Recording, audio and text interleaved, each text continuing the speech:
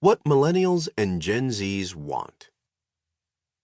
The age of Aquarius is long behind us, but its ideas about individual autonomy and empowerment, doing something for the greater good and freedom from convention and tradition have made a sharp comeback in the last couple of decades.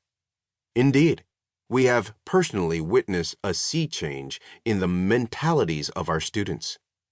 When we both started our academic careers some 30 years ago, most of our students sought secure, well-paying jobs and career paths at established companies. Business schools offered plenty of courses in accounting, finance, marketing, and general management.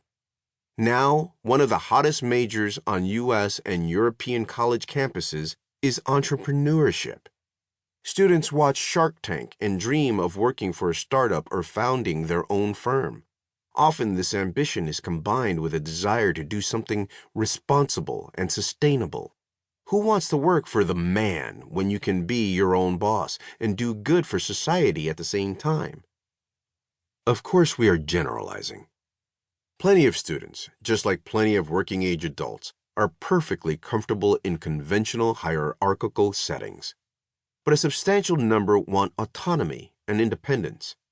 Fortunately for them, a new kind of work environment is emerging, at least according to their textbooks and some of their professors.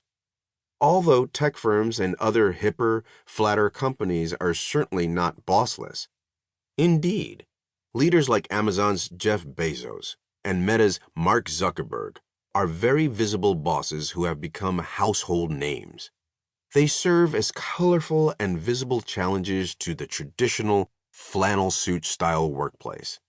At least in the public eye, they reinforce the idea that nobody wants to work for an old-fashioned company.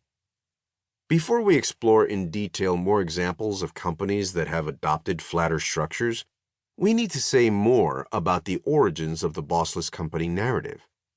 It turns out that most of the seemingly novel and exciting practices put in place at companies like Valve and Zappos were introduced in the 1970s and 1980s with mixed success. Today's bossless companies took these business models, added new terminology, and advertised their structures as radical departures from the status quo.